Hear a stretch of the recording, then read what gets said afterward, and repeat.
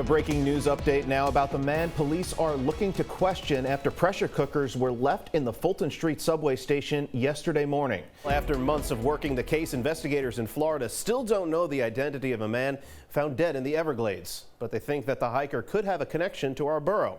Well, for the first time on camera, Hillary Clinton making her 2020 plans official during a rare one-on-one interview with News 12. This is a News 12 special report. I'm Kurt Semder. The National Transportation Safety Board is about to give an update to yesterday's deadly helicopter crash in Manhattan. Let's get to our top story this morning, and a shooting in Brownsville leaving one man dead and 11 others injured as police continue their search for the shooter. All right, Michelle, some good advice there for sure. All right, let's get right over to Prospect Heights down in Brooklyn. That's where we find our Joanna Hernandez, who's sitting comfortably right now, I guess. Joanna. Doesn't like January always last forever? Oh yeah, that's because it's like snow. Why do you guys want the summer to fly by? Though? No, I don't want it. Let July Listen, you're the one who wishes ever. the week away like, every Monday. I just want nothing but weekends. There's nothing wrong with that. I don't see what's the problem. That means retirement and like relaxing. Again, I'm fine with that. Oh my gosh. Any other situation that would be weird. The little ring they got there? that takes it to a whole nother level.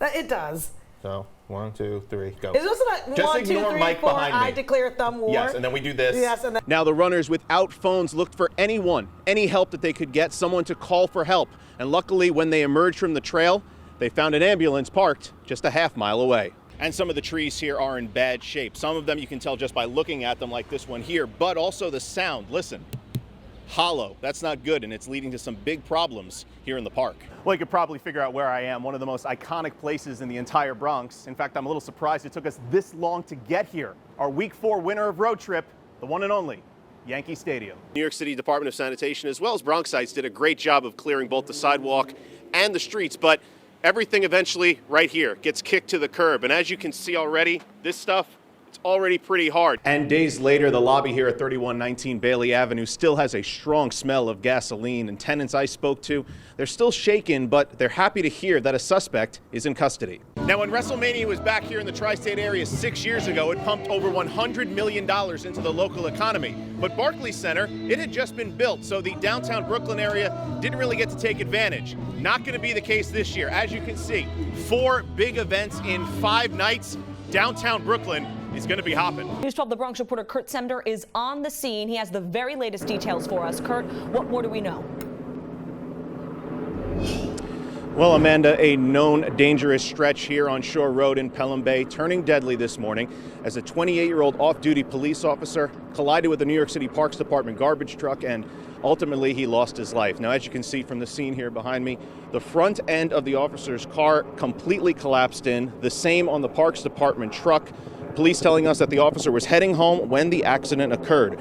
Now, the driver of the truck remained at the scene. The officer was taken to Health and Hospitals Jacoby, where he was pronounced dead. The officer was assigned here in the Bronx to NYCHA housing in the 43rd and 45th precincts.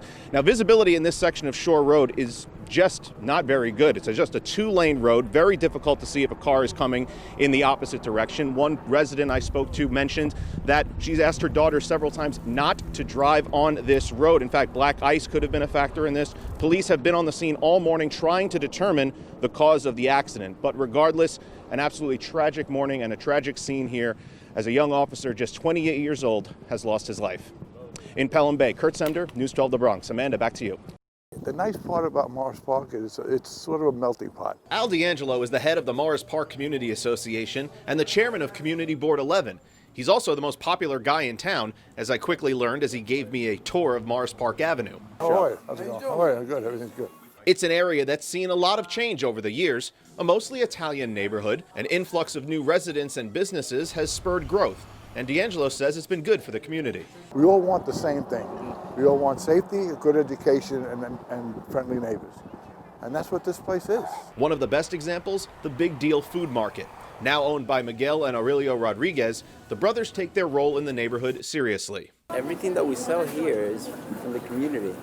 Sometimes it's good to give something back. And they're not the only ones. From the Morris Park Meat Market to Side Street Sporting Goods, even Patricia's Restaurant. Each business is Morris Park through and through. But a neighborhood so open to change is against a big one proposed by the city, the Road Diet Safety Plan, which would cut Morris Park Avenue from 4 lanes to 2, but make parking on the busy street even more difficult. It's gonna be a disaster, you know. Not just for us, the restaurants especially. There's no place to park now. You get one lane where people are going to park. To shop. Nowhere. All our homeowners are against it. The bid is against it. Our community board is against it. And yet the city is going to do it anyway. Running out of options, D'Angelo tells me Community Board 11 is discussing taking the city to court. In Morris Park, Kurt Semder, News 12, The Bronx. This was my home. It's been 20 years since Remy Adeleke has been back to the Bronx. It's surreal, man. Adeleke was born in Western Africa, a true Nigerian prince, until the government there stripped his father of everything. He died days later. And our family went from rich, having everything, living the life, traveling the world, eating the finest foods, to poor. So his mother moved 5-year-old Remy and his brother to the Bronx, where she became a teacher. She could have easily given up. She could have easily quit. But every day, she just worked hard and hard and hard to provide for us. And she is the reason why I am who I am. But despite her best efforts, Adeleke's teenage years at DeWitt Clinton High School were, as he puts it, wild. You know, I started out stealing from my mom. Then I progressed to stealing from local bodega stores. And then I progressed to selling drugs. And then I progressed to running scams. Until one day, trouble caught up to him. I get involved in a deal with a drug dealer that goes bad. And he came knocking on my mom's apartment door. And he threatened my life. And after that, I was just like, I'm done with this life. 6 months later, that's when I made the decision to go join the Navy. But it wasn't that easy. Recruited by a fellow Bronxite, Tiana Reyes, she did all she could to get him off the streets and into the academy. She knew that no one else would give me a chance. You know, she knew that her being from the Bronx, she had a duty to help another Bronxite out. Shortly after, he became a Navy SEAL. He believes the first African-American from the Bronx to do so. His next career move came from an unexpected phone call. I get a phone call from this woman who works for Michael Bay. Michael Bay's looking for an African-American former Navy SEAL to play a small role in the film. That's how Adeleke ended up in Transformers: The Last Knight.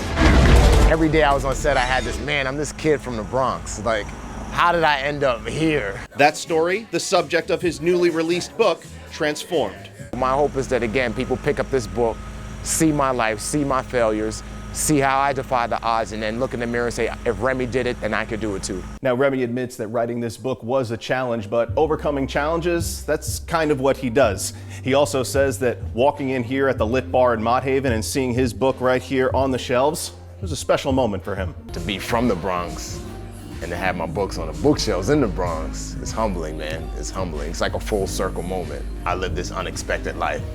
Like, it was unexpected for me to be a SEAL. It was unexpected for me to be an actor. It was unexpected for me to write a book. And so it's just one of those things, what's gonna happen next? Odds are, something unexpected. Kurt Semder, News 12, The Bronx. Amazing. Kurt, thank you for that.